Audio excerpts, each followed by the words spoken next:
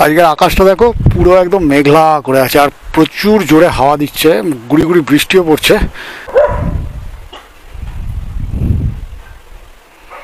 কুকুরগুলো এত ডিস্টার্ব করে না, যে যায় তাকে তাড়া করে, এগুলো বহুত পাজি আছে। Hey everyone, this is Sudipta and you are watching odds on time YouTube channel.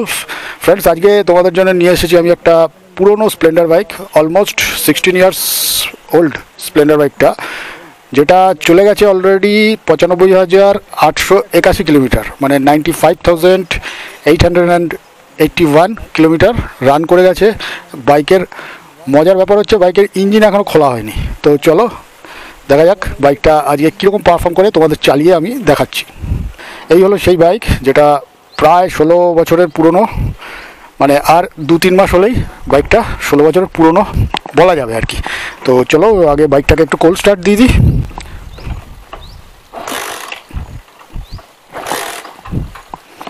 চাবি অন করে নি, স্টার্ট দিচ্ছি, তাই ভাবি এক কিকে স্টার্ট হয়ে যায়। দেখো বাইকের সাউন্ড দেখো,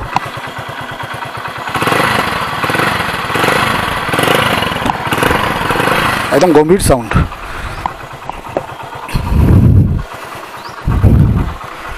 কালার কোয়ালিটি দেখো একদম পুরো পরিষ্কার। যদিও আমি বাইকটাকে খুব একটা ওয়াশ করিনি।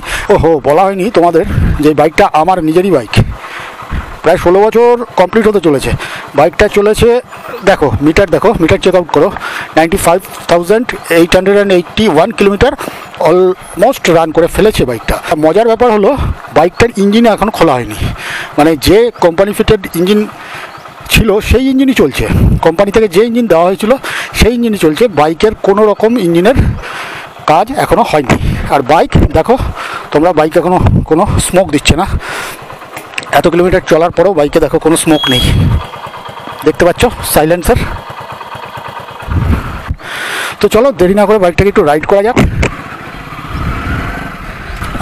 দেখো স্মুথ রাইড করছি বাইকটাকে, একদম স্মুথ চলছে বাইক, কোনো রকম কোনো ভাইব্রেশন নেই, কিছু নেই।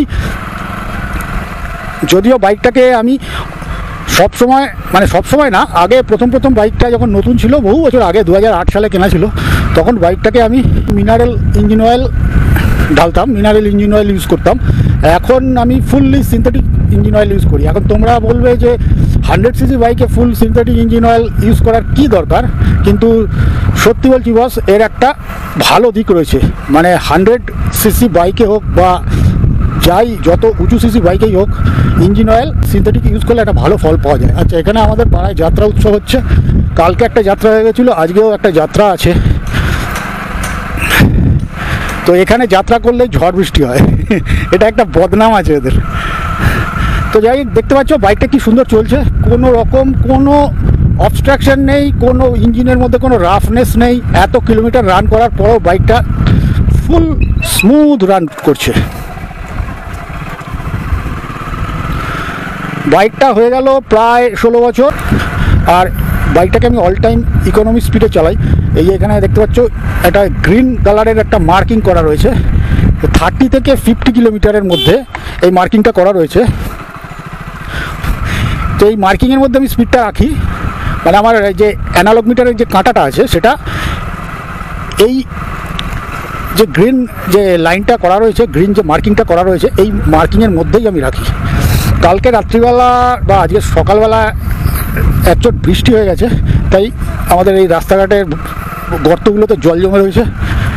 আর এখানের রাস্তা একটু খারাপ, দেখো অফ রোডের একটা মজা পাচ্ছি, কি সুন্দর বাইকটা গর্তগুলোর মধ্যে দিয়ে কি সুন্দর যাচ্ছে, দেখতেই পাচ্ছ তোমরা। এই বাম্পসগুলো কি সুন্দরভাবে অ্যাবজর্ব করছে। আর বাইকের সাউন্ড দেখো কি সুন্দর, বাইকের সাউন্ডটা শোনো, গম্ভীর সাউন্ড। এটা যদিও ইউরো 2 স্প্লেন্ডার, মানে পলিউশন নর্ম যদি বলতে চাও তোমরা, এই বাইকের এখন তো BS6 ফেজ 2 চলছে, কিন্তু এই বাইকটা ইউরো 2 স্প্লেন্ডার। মানে তখন BS2 এরকম কিছু বলা হতো না, তখন BS এই কথাটা আসেনি, BS3 থেকে BS কথাটা এসছে। তো প্রথমে ছিল ইউরো 1, ইউরো 2, তো এটা ইউরো 2 স্প্লেন্ডার। কিন্তু আমি এই যে ইউরো 2 স্প্লেন্ডারের মধ্যে আমি ইউরো 1 স্প্লেন্ডারের সাইলেন্সার লাগিয়ে রেখেছি, তার কারণ এই ইউরো 1-এর যে সাউন্ডটা, মানে এক্সস্টের যে সাউন্ডটা, ওটা খুব আমার ভালো লাগে। আচ্ছা, কী হলো বলো, কোথায় যাচ্ছ? আচ্ছা আচ্ছা, হ্যাঁ হ্যাঁ, আচ্ছা হ্যাঁ, ট্যাক ট্যাক করে আওয়াজ হচ্ছে তো, হ্যাঁ ওটা সেলফের কার্বন নষ্ট হয়ে গেছে। ওই কার্বন চেঞ্জ করো, 300-350 টাকা পড়বে। হ্যাঁ ওই ইয়েটা করবে, তোমার সেলফটা খুলবে, ভেতরে এরকম কালো কালো কার্বন আছে, হ্যাঁ দুটো সাইডে দুটো, ওটা পাল্টে দিলে আবার নতুন হয়ে যাবে। হ্যাঁ হ্যাঁ, না ব্যাটারি ঠিক আছে, কার্বন নষ্ট হয়ে যায় চলতে চলতে। ঠিক আছে চলো, ওকে। তো যেটা বলছিলাম যে, যা কি বলছিলাম ভুলে গেলাম। তো যাই হোক, বাইকটা হলো এখনও এই যে এত কিলোমিটার রান করেছে, হ্যাঁ এই এলাকায় বেরোলে না চেনাশোনার লোক প্রচুর দেখা হয়। আচ্ছা, বাইকটা এত কিলোমিটার রান করার পরেও যে বাইকটার পারফরমেন্স এত সুন্দর দিচ্ছে, এর কারণ হলো বাইকটাকে আমি মেনটেন করে রেখেছি সুন্দর। একটু আগেই তোমাদের বললাম যে আমি অল টাইম বাইকটাকে এখন সিনথেটিক ইঞ্জিন অয়েল ইউজ করছি, এবং 2 থেকে 3 বার আমি ইঞ্জিন ফ্ল্যাশ করেছি ফ্ল্যাশার দিয়ে। মানে ইঞ্জিন অয়েল ফ্ল্যাশার পাওয়া যায়, যে লিকুইড পাওয়া যায়, সেই লিকুইড দিয়ে যে প্রসেসে ইঞ্জিন অয়েল ফ্ল্যাশ করে, ইঞ্জিন ফ্ল্যাশ করে যে লিকুইডটা পাওয়া যায়, সেই লিকুইডটা দিয়ে আমি ইঞ্জিনটাকে ফ্ল্যাশ করেছি 3 বার। আর ইঞ্জিনের ভেতর থেকে মানে অজস্র কালো কালো ময়লা, মানে কার্বন টাইপ বলবো, স্লাচ যেটাকে বলে, ওই স্লাচ বেরিয়েছে। আর তারপরে ইঞ্জিনের সাউন্ড আর ইঞ্জিনের স্মুথনেস অনেকটা ইনক্রিজ করেছে। আর আমি যেহেতু একটা মফস্বল এরিয়ায় থাকি, তো এখানে রাস্তাঘাট সবসময় দেখতে পাচ্ছ যে কীরকম ভাঙা চোরা, উঁচু নিচু সবই পাবে তোমরা, ভালো খারাপ সব মিলিয়েই রাস্তা পাবে।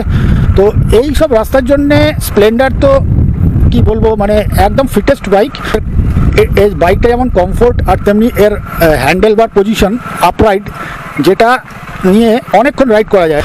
আর ইন্ডিয়ান রোডের ক্ষেত্রে স্প্লেন্ডার, প্যাশন এগুলো মানে কি বলবো, একদম আদর্শ। যেমন বাজাজের প্লাটিনা, বিভিন্ন কালো ল্যাব্রাডর, হ্যাঁ আমার বাড়িতেও আছে একজন কুট্টুস, অনেক ভিডিওতে তোমরা দেখে থাকবে।